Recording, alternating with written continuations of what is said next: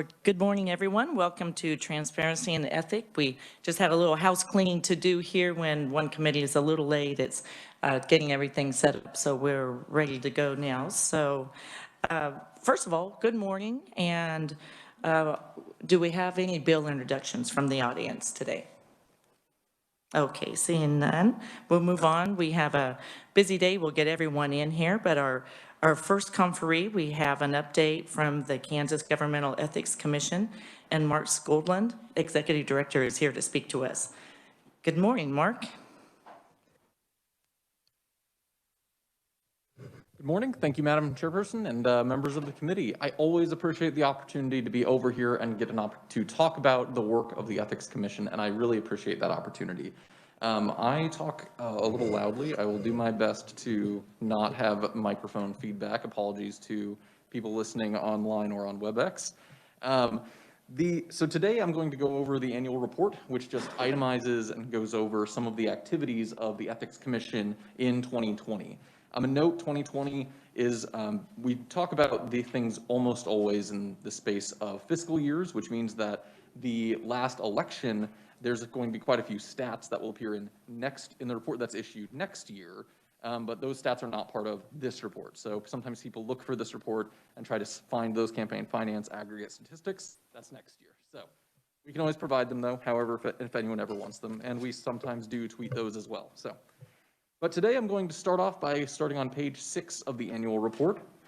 And we're going to talk about our education focus on public awareness. One of the big issues that we confront as a state agency is people being aware of their ethics obligations. And as a result, we typically do quite a few trainings. Now, historically, these trainings have always been in person and typically ad hoc rather than online or large scheduled events. We've been trying to push for online training, but we hadn't done that quite yet. In fiscal year 2020, we actually made 13 presentations, which was an increase from previous years already. However, all of those presentations occurred prior to the pandemic. We did not do any presentations from the early days of the pandemic to the end of the fiscal year. Now we're pushing towards online training, and I'm actually working right now on a all state employee training video, which all state employees would be able to attend. And frankly, we'd be very excited about this. There's a lot of state employees that we frankly can never get in front of to give ethics trainings to because they're not in Topeka. And so this would be a great opportunity for us. So we're going to, that's one of the plans that we have while we are ramping up our training again. We also issue advisory opinions. We issued 4 opinions in fiscal year 20. 3 of those were on state conflict of interest, and 1 was for local conflict of interests. It was an odd year in that we didn't issue any campaign finance opinions, but we've had a few since then. So, on page 7, even though it wasn't a state election year, there are certainly campaign expenditure reports that still get filed. So, look at our review and audit program. We looked over 1,377 receipts and expenditures reports that were filed in fiscal year 20. For each one of those reports, every single line is considered in a desk review for compliance, and every line is also hand entered into a database, which we will talk about in a little later. That processed 517 state candidates, 1,070 county candidates, 242 city candidates, and 435 parties and PACs. The next item I want to make sure to discuss is on page 9. Just very briefly, quite a few state employees, as well as candidates and legislators, have to file statements of substantial interest in order to enforce the conflict of interest law. I'm one of these individuals that has to file one of these SSI forms. In total, in fiscal year 20, 5,557 reports were filed. This is relatively consistent with most other years as well. On page 10, there were 552 lobbyists registered for calendar year 20, representing 1,644 organizations. It is perhaps not surprising to anyone that lobbying expenses were down quite a bit in the last fiscal year, or in the last calendar year. There were $770,000 approximately that were spent up until the January report, so across most of the reporting period. And you've got a comparison in the appendix to compare this to previous years as well, but you'll notice that this is a rather substantial decrease in lobbyist expenditures. That was 7,752 lobbyist reports that were filed, and that does not count the January report. But something that I do think is worth highlighting here as well, on the January report, which typically is the most difficult report to gain lobbyist reporting compliance, because frankly, a lot of lobbyists think they are done when they file their previous report in September or October. Once that's filed, they don't think about the fact that they still have an end-of-year report. So it's difficult to gain compliance sometimes in that January report. But of 1,028 lobbyists that had to file, or 1,028 reports that had to be filed, we only sent 3 failure to files, a 99.7% compliance rate, which is largely attributable to not just the excellent lobbyists in the state, but also certainly our lobbyist desk, which I'm very lucky to have some great staff in the office. On page 11 is a look at our enforcement program. In fiscal year 20, the Commission conducted 30 investigations. This is a high number compared to previous years. The last couple of years have been in these low 30s range for a while. Previous to that had often been in single digits. There's nothing perhaps unique about the current era. We just have a lot of active investigations right now. There were 15 complaints that were filed in fiscal year 20. 7 of those were dismissed because there was insufficient evidence to support a probable cause determination. 1 dismissed after probable cause was found, but before a hearing was held, and 7 complaints that had public hearings. On the bottom, there's a quick overview of civil penalties and fines. Civil penalties are automatically assessed for late filing of reports. Hopefully none of you have ever had to deal with that. But the Commission is also authorized to waive civil penalties upon a finding of good cause, which can be for any reason the Commission determines is good cause. There were civil penalties totaling $38,610 assessed, and of those, because the Commission is understanding of issues that people encounter, $10,680 of that was waived.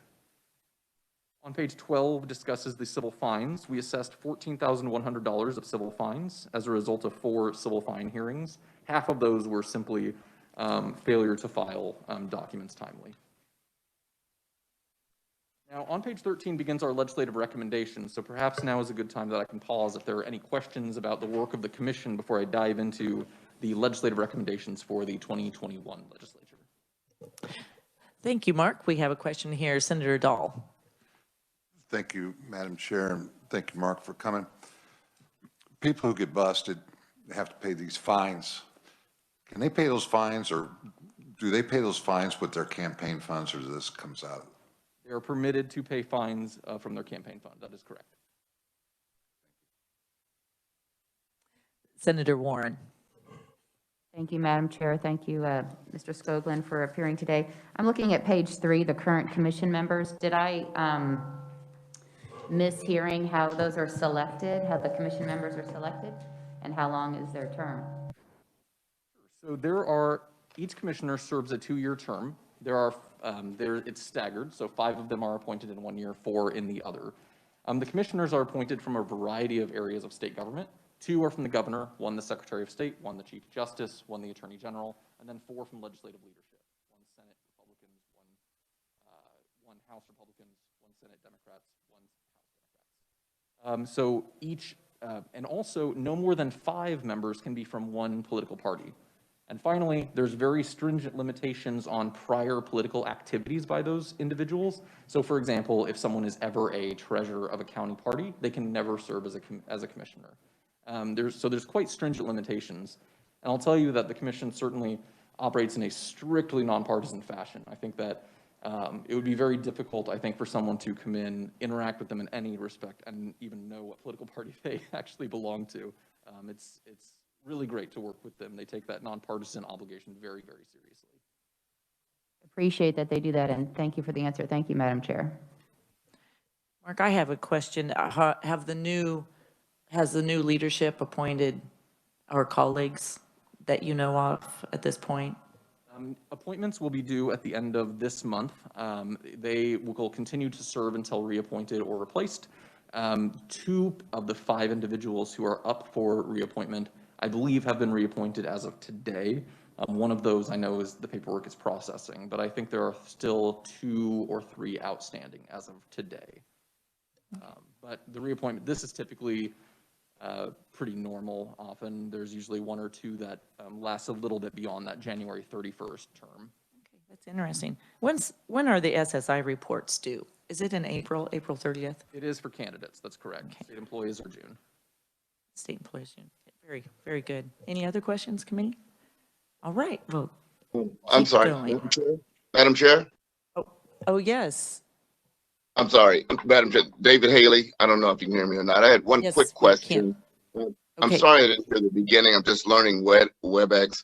Mr. Scoldland, has there been an uptick in the electronic filings, and has your office been able, that was been a question for a long time because there are still some that were available by fax. And what percentage of electronic filing now reports? And has that been better for the efficiency of the office and the return? I will tell you, I very much appreciate this segue because we're going to talk about that on legislative recommendations as well. But in terms of the number of e-filers today, right now, the number of electronic filers is definitely increasing. On the Senate side, 29 of the current senators filed electronically, and 11 did not. On the House side, 86 representatives filed electronically, and 39 did not. What it will tell you about the efficiency item is the primary efficiency benefit of this for us is that when, as long as there's a large number of reports that are being submitted manually or handwritten or anything like that, that aren't through the electronic system, as long as that's happening, we are going to individually line item every single line on every campaign finance report. So the next time you pull up a 250-page campaign finance report, have a quick thought about my staff. But so unfortunately, as long as there's a large number of manual reports like that, then we're going to continue entering it that way. If electronic filing were mandated and it became the rule, not the exception, which is the case today, then that would mean that we could take the entire Secretary of State database of campaign finance reports and copy it over, which reduces approximately a month and a half to 2 months of work into approximately 30 minutes. Which really, as you can imagine, would be a drastic improvement to the efficiency of our office, especially around the October report, because the October report, we can't even begin doing desk reviews for compliance of the October report until after the January report is already being filed, which means people are correcting 2 reports because of a mistake they made in October. Certainly not ideal. So we're looking to try to work to resolve that. And mandatory electronic filing would be a big step in that direction. I apologize for the long answer.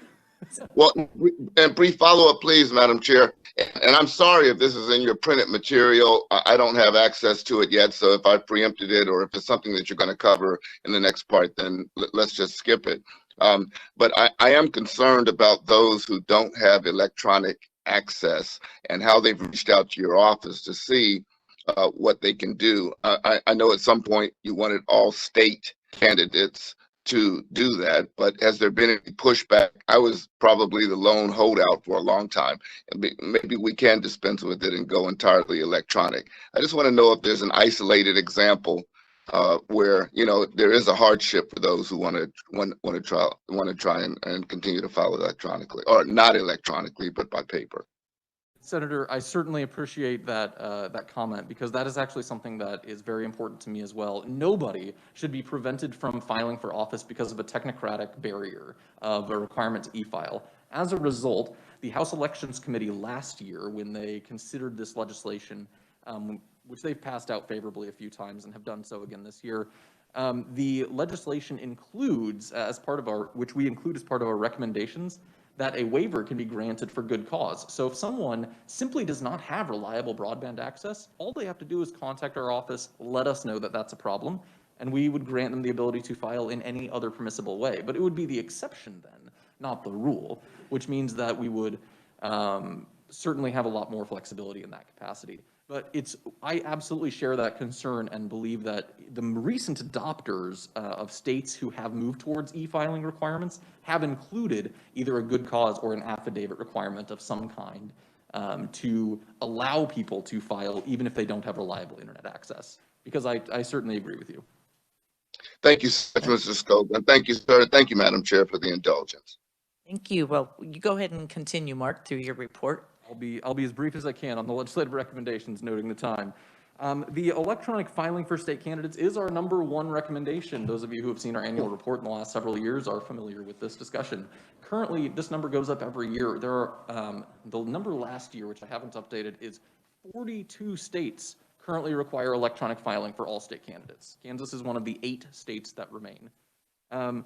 So we are one of the few that do not. Again, we've talked about the cost and efficiency savings, so I won't go into that too much, but I will note that the other thing that is great about electronic filing is that no candidate likes to receive mail from the Ethics Commission. They look down and they see it's from the Ethics Commission. They hope it's a reminder, but sometimes it's a notice that they've done something wrong.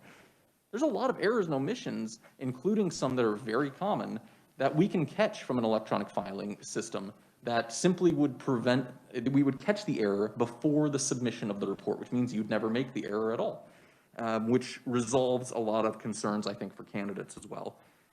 It certainly increases transparency and decreases the time delay in presenting campaign finance data to the public, but I will note that while an important, that's an important part of this for us as well. The second item is new this year. It's disposal of campaign assets. Candidates are prohibited from using campaign assets for the personal use of the candidate, so they cannot go purchase an item and then use it personally. However, there are instances we view as violations of the law, but the statute does require some clarity, where someone can purchase a laptop or a cell phone or even a car for the campaign, and it would be ridiculous to think that they would keep that item after the campaign is over. And certainly that shares our view as well. However, to clearly prohibit this, the statute needs some correction. Now, at the federal level, when closing a campaign account, you have to sell furniture, equipment, things like that, and return those assets for fair market value to your campaign fund before terminating your account. This would resolve the problem from our perspective, and we think is the cleanest and most efficient resolution without causing additional hassle for candidates. The third item is a cleanup provision. A few years ago, we lowered the grace period and increased civil penalties for lobbyists. When we did that, there created a small conflict in the notice provision regarding when the grace period begins running for campaigns or for lobbyists. So when we notice that someone has not filed as a lobbyist, we put a failure to file in the mail. The conflict is that it's not entirely clear from statute whether or not that grace period starts running from the date we put it in the mail or the date that we have confirmed that they receive it. I'll tell you that if it's from the date they receive it, this would eviscerate the law. There would be functionally no ability to enforce this. We would never be able, it sometimes takes months to get certified mail confirmation back in our office. Our view is that the notice provision is intended to be from the date that it's sent, which is just like campaign finance, because lobbyists know those deadlines. The fourth item is an update. This we've talked about before. Clear and conspicuous attribution should be required on social media platforms. Right now, the paid for attribution is required to appear at the end of the item. Facebook doesn't have an end as one example. It just scrolls backward forever. So compliance is either technically difficult or perhaps impossible. So this would be an update to the statute that resolves social media. We also have one recommendation from 2019 I'm going to briefly talk about, which I'm mostly talking about because we think that there's particular concerns about this issue before the Ethics Commission recently. Right now, it is possible, it's important that investigations are confidential for the Ethics Commission. It protects the reputation of individuals who are accused, and it certainly defends the integrity of the investigation as well. However, the statute currently allows us to use a state employee and designate state employees as assisting in the investigation. So for example, if we're investing a bank regulator, we might need assistance from the state bank commissioner's office to ensure that we understand the area. However, we don't have the ability to do so with federal employees. So if we want to consult with the FEC, the FBI, our ability to do so is rather limited in an investigation. We don't think this was the intention of the statute, but it is the text of the statute. So we view this as a fairly simple cleanup provision as well. But that is the final recommendation that we are reviving for this year as well. I can certainly take any questions. It looks like I managed to stay under that clock a little bit, but. You did a nice job, Mark. You did. I have a few questions. We'll see if the committee has any questions first. Well, let's talk about e-filing then. I do use it. It's tricky, but I appreciate the fact I know where my mistake is, and it tells me what cell to go to fix that. So I do value that. Did you receive any CARES funds, any of the federal dollars? We applied for $90 of CARES Act that we applied for a plexiglass barrier in our front office, but we did not apply because we don't run the e-filing system. We did not apply for any other funding. So the e-filing is the Secretary of State's That is correct. office? And I know that they continue to make improvements of that system. Their IT team honestly is excellent. I love getting to work with them when I have the opportunity to. I'm hoping that if e-filing passes, then we can identify if there are any concerns legislators and candidates have with the e-filing system, identify the largest complaints and make sure that we can resolve those before we get to another election cycle. I think that you're right, there are certainly instances where so the columns have to be arranged in a particular order if you're uploading an Excel spreadsheet, for example, and there are certainly improvements that can be made there. But I'm confident that the Secretary of State's IT team is always working on improvements. And we can work with them. I see a lot of opportunity there. Once you're used to this system and you're limited on your choices with the drop-down boxes, it's very efficient, but it's not as user-friendly as I think most of us would like to see. And well, we can work with Secretary of State on that because I see a lot of opportunity there. And I was wondering if the federal dollars could have helped that too. So I know how to pursue that. Was there any other questions? I am interested in, several years ago, we did try to move the social media piece up, but we ran into problems with how to do it. Do you think we've perfected that enough that we should try it again, putting the attribute at the beginning? This would resolve it so that actually it doesn't even need to appear at the beginning. It has to appear in a clear and conspicuous location, which just means, for example, on Facebook, in the about or the bio, anything like that would be permissible. It really, the only change that it would be making is to make it so that it would not have to appear at the end of an electronic communication. It would just have to be clear and conspicuous, which is the standard that a lot of states have moved towards for electronic communication for exactly this reason. We certainly got hung up on that. We thought we had the right answer, but it just didn't happen. So maybe we can take another stab. Any other questions? Madam Chair. Yes, Senator Fascadeau. Thank you so much. Just for clarification, that message paid for by, does it depend on if it's on your regular Facebook page or your political page? The candidate is making a post that includes express advocacy. So if they're saying vote for me, support me, donate to my campaign, defeat this person, then it doesn't matter where they are posting that. They need to have paid for attribution either on the post or somewhere on the page is how we're currently enforcing it, which functionally is what the statute update would do.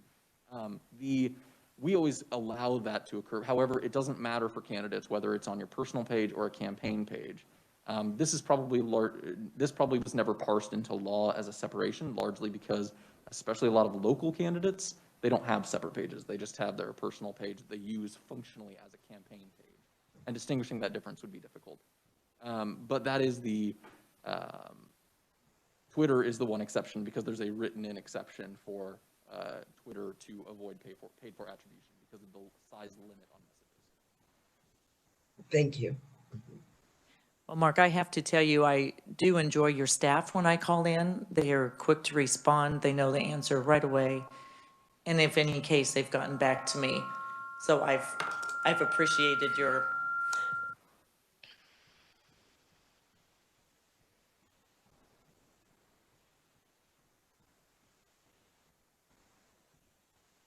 Madam Chair.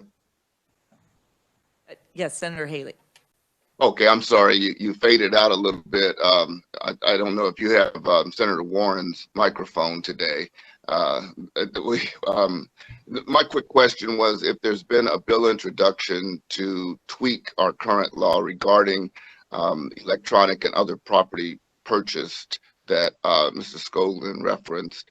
If there is a bill introduction in the offing or if that's already been prepared, so the disposal or the redistribution of electronic and other property purchased with campaign funds would be clear.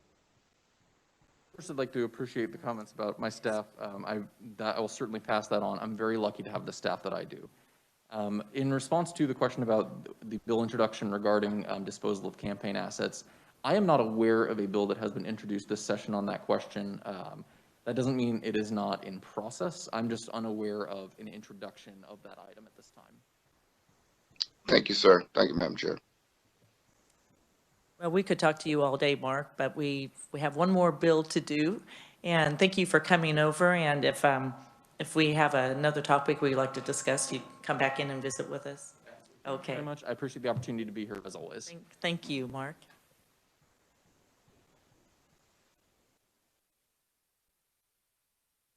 All right, well, next on the agenda, just move right along, is a hearing on Senate Bill 17.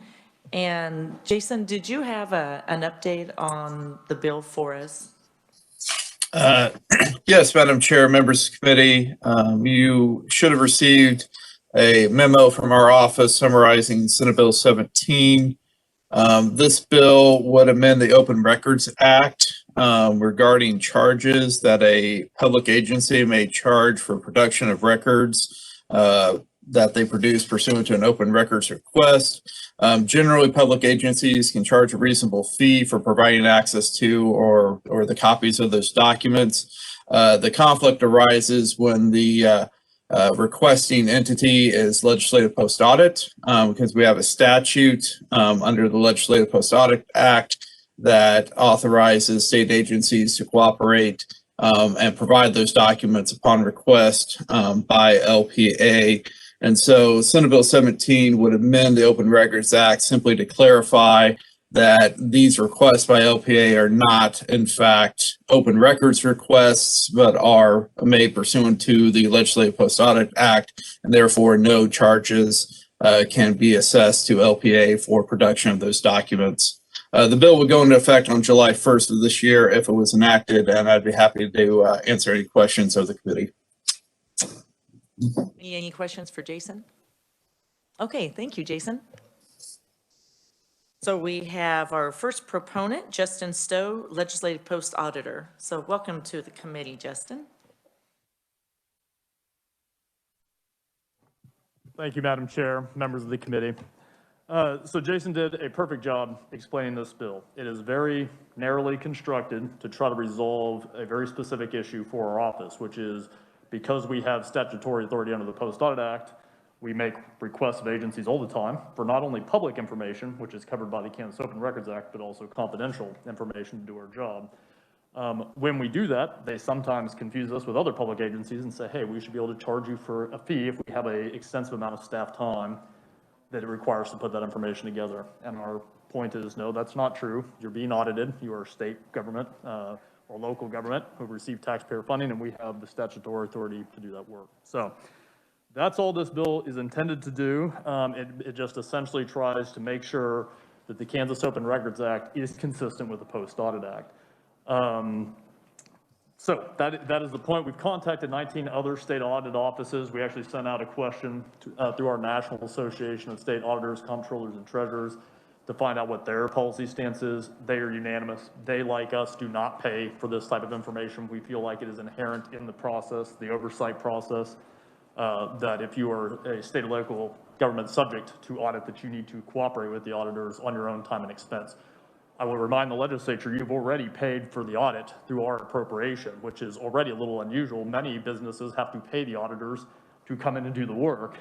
They don't usually bill the auditors for their own time. So that is a specific attempt. Because we don't pay for this, you might ask the question, what is the problem we are trying to solve here? My response is twofold. First, because of this confusion, which is warranted because most agencies deal with the Kansas Open Records Act and not with post audit, so I understand agencies' confusion.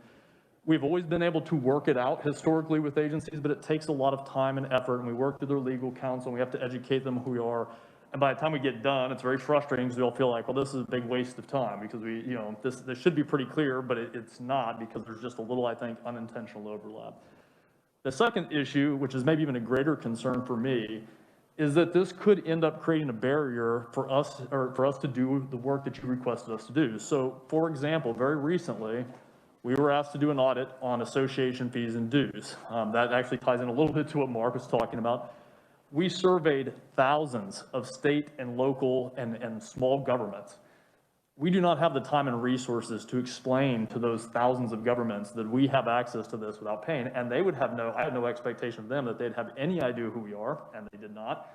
So they think that the Kansas Open Records Act is in force. So even if they want to cooperate, it creates problems like that for us because there's this conflict and they don't recognize it. So I might then conclude, Madam Chair, I have read all the other testimony. To me, at least in some, I know they will have their chance to opine. I just want to kind of reconcile mine with theirs. I see kind of two other issues that are out there. One, it seems the press is asking for a similar exception. That is a policy decision of the Kansas Legislature. I have no opinion on what you decide to do or handle the press's request for that. I might just simply point out, I don't feel I'm asking because I don't have it. I believe I do have that access under the Post-Audit Act. I am a statutorily created oversight agency that works at the direction of an oversight committee, the Joint Post-Audit Committee, 10 members, both chambers. I feel like I'm a little different than the press. I already have this authority. I'm just asking to clarify a small amount of overlap in state law. Second, I know some cities have expressed concern that if you give us this power, that I might do something radical like ask them for 10,000 copies of their records in hard copy and make them expensive. Two real quick comments on that. One, we don't operate that way. We far prefer electronic access. It's way more efficient. I don't know the last time we requested anything in hard copy. More importantly, there is a form of redress for counties and city governments, which is the Post-Audit Committee, who I report to. Senator Thompson is currently on that committee. Senator Bowers was on that committee. If I do something that is egregious, they can go to my oversight committee and say, what is this? Post-Audit is asking me to do something that's ludicrous, and they will let me know it. So I feel like I have some checks and balances. I do have to work reasonably with my auditees because I have an oversight body here and just in terms of good practice. So I understand the concern is that authority might expand too great, and it's a valid and reasonable concern. I'll tell the committee. I don't think in practice that creates much of a real threat to those entities currently. So, Madam Chair, thank you for the opportunity to testify. Happy to answer any questions that committee members may have. Committee, are there any questions for Justin? Senator Francisco. Thank you, Madam Chair. I know the legislature has asked legislative post-audit to review school districts and expenses for those districts. When we do that, generally, not every school has to provide the information that we've identified or legislative post-audit identifies. How expensive is that for those school districts? Is there any way or any responsibility that the legislature has when it's selecting a subset of entities and incurring costs for them? I'm sure, Senator Francisco, thank you for that question. I don't know what the actual cost would be to those school districts because they don't charge us and we don't bill them, so there's no interaction there. I will tell you, yes, they have other jobs to do, and so always being audited is an inconvenience, and we recognize that. That's always the case. They've got a million things to do. The truth is most agencies have been able to work that out historically with us, and we try to remain sensitive, so we try to be efficient and effective when we work with them. There is certainly a cost to them in terms of their time and resources. Our stance as your auditors is that is a part of doing business on the taxpayer's behalf. If it were to become so egregious that then that does come up and we talk about that, I might even consult with my committee members and say, we have a problem here. They think that what we're asking for is just ludicrous, and so we have to come up with some other recourse. So historically been able to handle it. I'm not saying that at times, of course, it is demanding on them and adds some cost, but I couldn't tell you what those were specifically, Senator. Senator Dahl. Thank you, Madam Chair, and thank you for coming. Senator Francisco, what she said brought a question to my mind. In your history, the history of your post-audit, have you been asked to post-audit, or legally can you post-audit a private school? I wanted to talk long enough so this thing would do this, so I would. Thank you, Senator. So the Post-Audit Act most clearly gives us access to audit state government and local subdivisions of state government. So in terms of a private sector school, the only way we could touch them is if they receive some type of state funding through the state, if they receive type of, and then our access typically would be relegated to that specific funding stream or source. So we can't go look at private sector entities in their entirety, only the portion of business that they would do on behalf of state funding or through state funding. Any other questions? Madam Chair? Yes, Senator Frascado.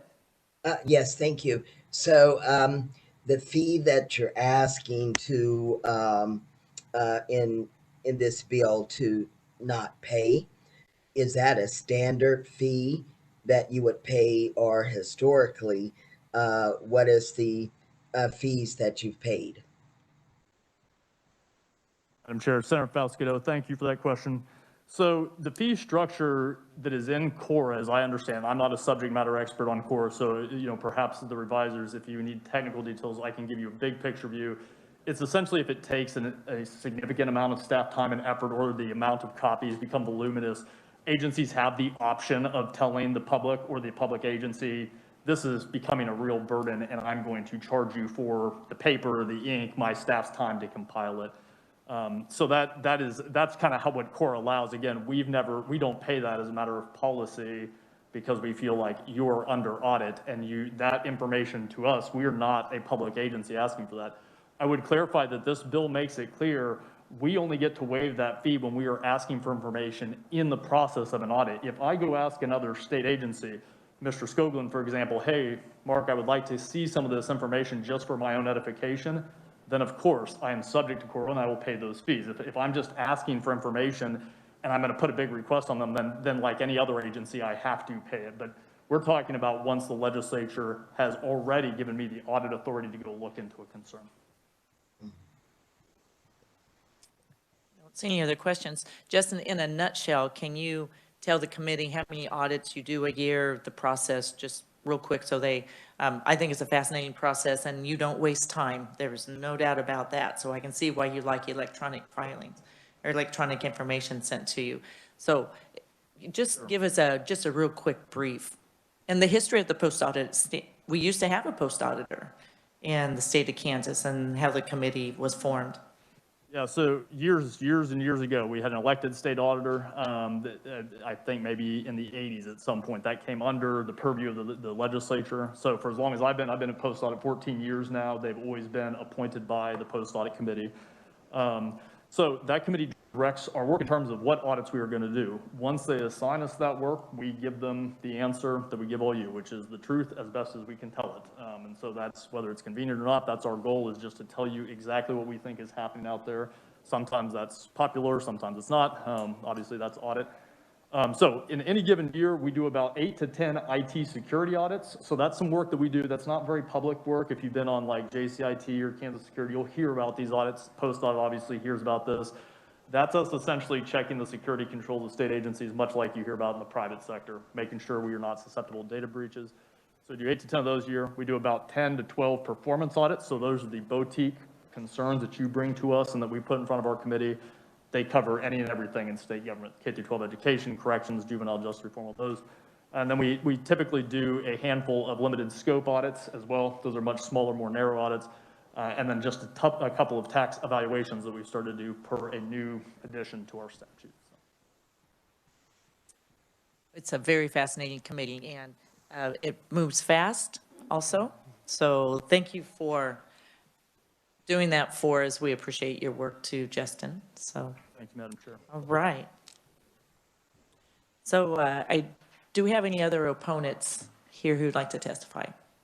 Okay, let's move to the neutral. We have Deborah Barnes, Staff Attorney, League of Kansas Municipalities. Good morning, Deborah.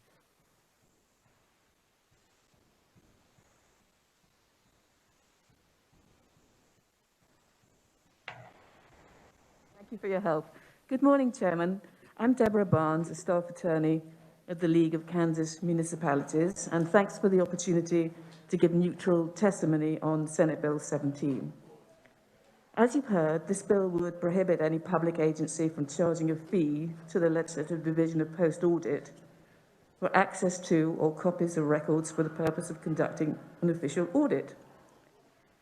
When considering this legislation, I think it's helpful to put post-audit committees' authority in context, and Justin already did this just now, as you've heard. The LPA has the ability and the authority to access records through KSA 46-1114. And the rationale and the context for LPA to request records isn't from open government or freedom of information arrangements under the Kansas Open Records Act, but rather under the legislation governing legislative post-audit. So following on from that, I would suggest that logically it might make sense to spell out that the access is cost-free in the Post-Legislative Audit Act rather than in the KORA statute. And perhaps it's worth saying at this point that I'm not aware of any of our member cities having charged any fees for providing records to legislative post-audit. So should the committee decide that the signposting for cost-free access to records should be in KORA, then we would respectfully request that the exception be a narrow one. As you've heard, there are plenty of other organisations that might want to make a request for cost-free access. Open government is valued in Kansas, and the hundreds of requests that our cities receive every year for records of all sorts show that open government is alive and well. Providing the information can be resource intensive, as you'll see from my written testimony. Every year, the requests get more numerous and more complex. And we want to avoid multiple carve-outs from a city's authority to recover reasonable costs for providing information. So I'd make 2 points. I'd leave you with 2 points. One is, if the city does go ahead, if the committee does go ahead with the KORA route, for signposting post-audit free access to records, please would you consider the consequences of creating special classifications of requesters under KORA. Secondly, the fees arrangement in KORA are clearly signposted as being for the purposes of this act, and auditors are acting under the authority of a different act when requesting access to records. So I would leave you with the request that you consider spelling out cost-free arrangements in KSA 46-1114, which governs the Legislative Post-Audit Division operations. I'm happy to stand for questions at the appropriate time, which would appear to be now. Wait, thank you, Deborah. Yes, Senator Thompson has a question. Yes. Thank you, Madam Chair. How would you categorize? I mean, there's so many different versions of requests that could happen if you were trying to, categorize those which are not problematic for counties versus the bigger requests. I think you're asking for us to separate those out. That's what I get from your testimony? Well, no, cities have never asked legislative post-audit to pay any fees, and they wouldn't going forward. I think what the previous conferee suggested was that it's a problem of education, as far as I can understand. And we certainly do a lot of education about the Kansas Open Records Act. He was suggesting that post-audit have to go through, have to explain, when they're approaching the smaller subdivisions. So I think that's where it comes. It's not such a question of what they're asking for. Okay. Thank you, Madam Chair. Madam Chair? Senator Fascadeau. Yes, so if the conferee could clarify something she said, did you say that you would, if we move forward with Senate Bill 17, that you would want us to just allow this for the post-audit division, or did you say carve out for other agencies as well? Would you No, clarify? what I was trying to get across was that we want to avoid carve-outs for other agencies to be free from paying reasonable costs for for generating the information that's asked for under CORA.